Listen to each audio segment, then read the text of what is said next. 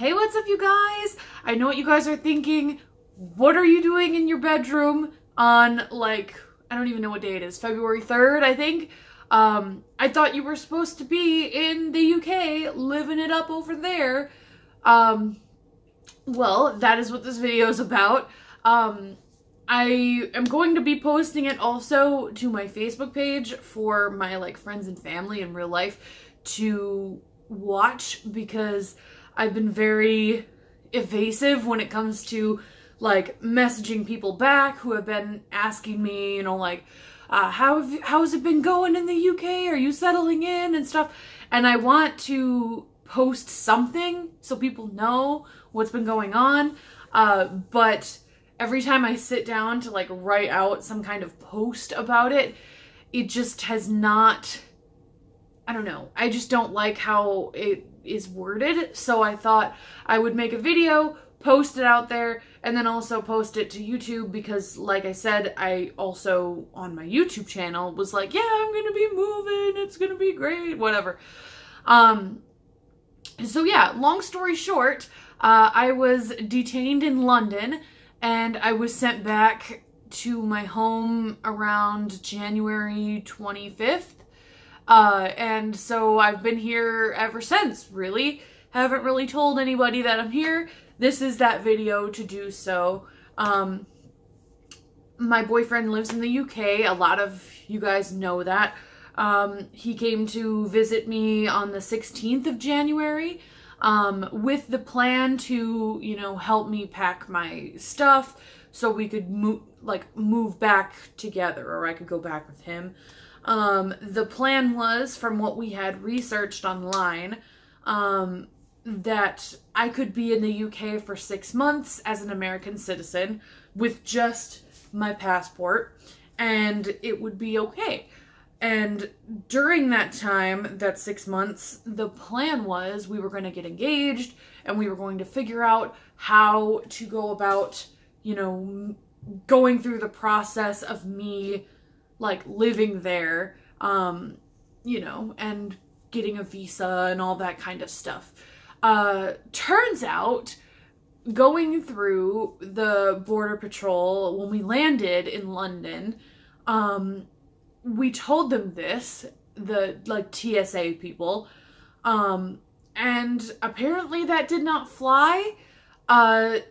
Everything that we researched online must have either not been the correct thing, or I don't know. We were, you know, straight up honest with the Border Patrol people, and I guess they didn't like my reasoning for being there. So I ended up getting my bags searched through again, and ultimately Paul and I got separated, and where I was, you know, detained or held, for about 24 hours until they could book my return flight back to Chicago. During that time, you know, it was very emotional. I'm not going to go through the whole, like, play-by-play. I've already talked through it, like, you know, a bunch of times with, like, my family and friends and stuff.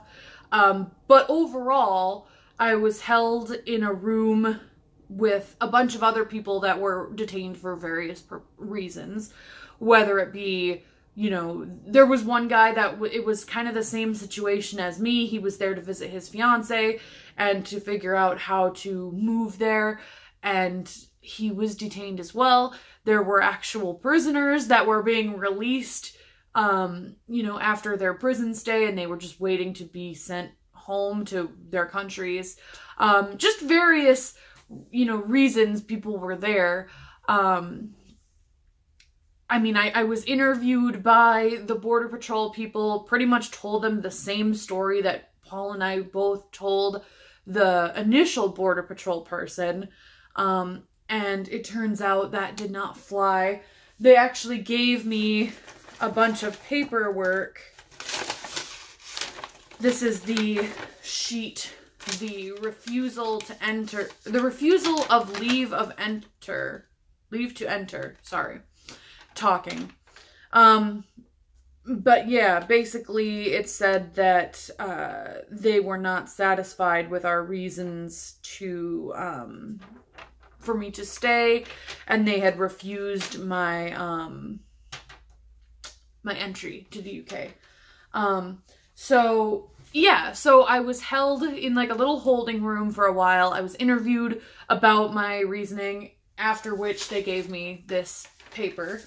And then I basically was just in this holding room for probably like 8 to 10 hours until I was moved to an like immigration center, which basically to me was like a big dorm room kind of like, you know, it was just like a little bedroom with like a TV and stuff, and the main like floor area had like a pool table, like workout equipment, just random stuff. I was able to have like a little basic cell phone with which I could call Paul and like tell him what was going on and stuff. To be honest, I was just an emotional wreck the entire time. Like, I can talk about it now, and like it's kind of like looking back on it, I'm like, it could have been much worse, but at the time I was just like a wreck. Like, you know, it was a lot. Like, you know, this was not how I intended, you know, my visit to the UK to go. And I don't know, it was just, you know, crying, and it was so nice to have my little room to myself, or so I thought, because the whole day I had been in this holding room with like everybody else, so it was kind of nice to be able to have my own little room with my own phone that I could call and just like, you know, cry and talk to him and stuff. Turns out the following morning, I woke up to a phone call, roll over, and there's a girl in another bed just like, hey, like all awake in the bed. And I was just like, when did you get here? Because it's literally been like 3 hours that I've been asleep. But, yeah, so that following morning, I was taken from the immigration center at maybe like 6 a.m., 5:30, and taken back to the airport. This immigration center was like 2 hours away from the airport that I was at. And in transit, I got super car sick, because if you know me, I get car sick like every freaking time I'm in a vehicle as a passenger, pretty much. Super car sick, puked all over myself, probably was like one of the most nasty things I've ever experienced. But they didn't let me have my motion sickness stuff because it wasn't a prescription. So I ended up puking all over myself, which was nasty. There were so many like ins and outs of the airport, which I also discovered. Like, I wasn't able to walk through regular security. I had to go through like a separate security thing. And like, you know, even to get on the plane, I had to go through like this back way and like be escorted onto the plane and stuff. And the whole time, I literally probably was just like the most annoying person ever, because to me, or all the guards, I was always just like, you know, where's my boyfriend? Can I meet my boyfriend at the gate? I need to see him. Can I talk to him? How do I make a phone call? What? I need to be able to, you know, whatever. Boyfriend. Like, I probably was the most annoying person ever. But I got sent from the immigration center back to the holding room at the airport, where I was for maybe like 2 hours or so. Like, it wasn't very long. And while I was in there, I was talking to another girl who was from the States, and she was actually like a really, I mean, in her words, she was a famous horse rider or horse trainer, and she was detained because people thought they were that she was taking like UK jobs from citizens and stuff. And she was like, yeah, I did interviews for magazines about this trip. I have like 55 grand saved like for this trip and all these things, which to me, I was like, that's crazy. Like, the fact that she was denied entry when she's just coming to train her horses, like, seriously? I digress.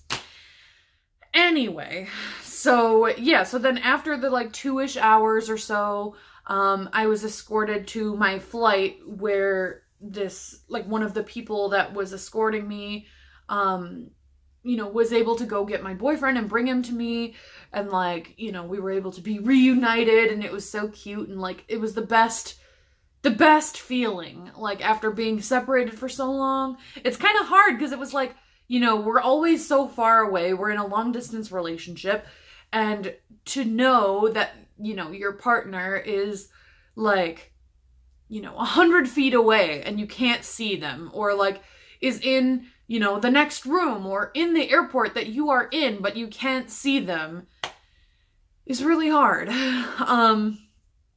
So it was really emotional the whole time, but it was a really great, like, you know, reunited moment. We were able to sit together on the plane. The person that he was sitting next to was like really nice and was like willing to switch seats with me so that we could, you know, sit together. And we had the whole like row of 3 just to ourselves. So it was nice to just like be able to hang. Because our next fear was that he would get detained in Chicago because he had left, you know, on the 23rd and then was back again with me on the 25th. Because he had chosen to, you know, fly with me on the way back, which was super nice of him and super sweet. He didn't have to do that. But I'm really glad he did because, you know, we were able to be together then. So yeah, so we were really worried that he would get detained in Chicago, which he didn't. We walked up to the Border Patrol people and he presented his passport, and I kind of talked to the TSA guy, and I was just like, yeah, like, you know, we had some problems with my visa, you know, stuff, like we didn't have the right paperwork we thought we didn't need or something like that. And the guy was just like, okay, go on through. And we were just like, huge sigh of relief. Just, oh, like it was Paul even shook the guy's hand and was like, thank you so much. Like, and walked through. But yeah, my mom was there to pick us up. You know, she was really worried the whole time, but we weren't really allowed to make international calls. We were only able to make like local calls. So, I mean, Paul was really crucial in keeping my parents up to date with everything that was going on, like through WhatsApp and stuff. Because otherwise they probably would have no clue that any of this was happening. So yeah. I mean, and, you know, I just dropped him off at the airport yesterday, which was really sad because it was obviously not what we were wanting at all. Like, we were hoping that by, you know, moving together and, like, doing all this stuff, that we wouldn't have to say, like, goodbye to each other again. Like, you know, because it's really hard when you're at the airport and you have to say goodbye to somebody and, you know, you don't really know when the next time you're going to see them is. So, yeah, I hope this is kind of like helpful in letting people know what's been going on. I'm officially home. I'm looking for a job now because I, you know, left my other job because I was moving and, you know, just trying to figure things out. We're hoping to get things situated by maybe like May. He said when he gets home, which he's home now, I just talked to him this morning, that he was gonna go maybe talk to an immigration lawyer and see if they can like actually help us, because before we were like trying to avoid that and like trying to just do it on our own, which apparently doesn't work. So he's gonna talk to an immigration lawyer, see what they can do, and hopefully everything ends up working out. But yeah, it's just really sad because I feel terrible. We had a party, like, you know, a going away party and things like that. And, you know, it was this huge deal. And, you know, now it's just like, oh, just kidding. Here we are. Like, I don't know. It was really, it's not a good feeling. I just feel terrible about it. And I mean, terrible about it for everyone else who, you know, came to the party and celebrated with us. But then also, you know, terrible in like to myself that this is not how we thought things would go. Like, I don't know. It's hard, but I hope that this video kind of clear some things up in a way. I feel like it was maybe a little more helpful than just me typing out a big post. In the meantime, he was here throughout the polar vortex, which was a total, like, you know, crazy thing for him. Like, you know, we had maybe like a foot of snow, or like, maybe not a foot, a lot of snow. And it was the most snow he's ever seen in his life. You know, it's the coldest he's ever experienced ever. Like, whereas everybody else was kind of like, welcome to Wisconsin winter, ha ha ha. Like, so yeah. Anyway, like I said, I hope this helps kind of straighten things out. I just wanted to let everybody know that I'm still here. And kind of the reasoning for that, it sucks.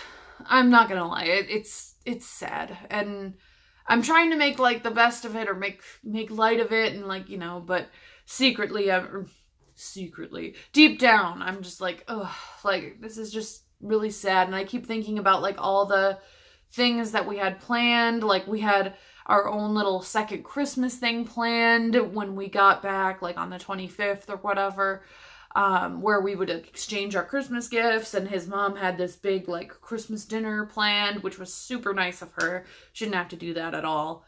You know, and there's like Valentine's Day. Like, I've never really had a boyfriend before, so I've never really experienced Valentine's Day, and I was looking forward to, you know, being with somebody on Valentine's Day. And like, you know, his birthday's coming up, he's gonna be 30, so we were gonna do like, you know, a crazy thing, like, you know, crazy stuff for your big 30th or whatever.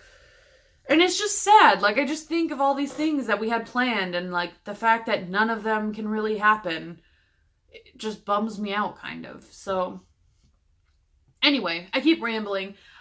I hope that this kind of like lets you guys know what's been going on.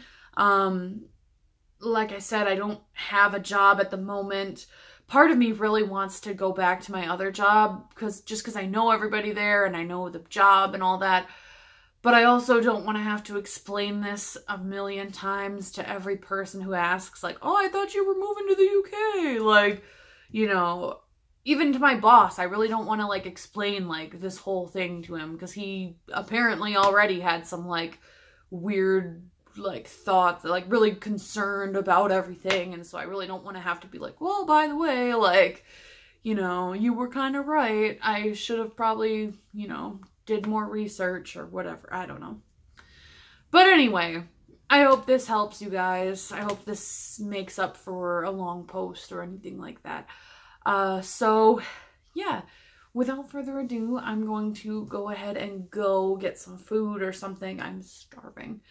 Not that you guys need to know that, but anyway, I'm gonna go. I will see you guys soon in real life, or, you know, through another YouTube video. So I will see you soon. Have a beautiful day. Bye.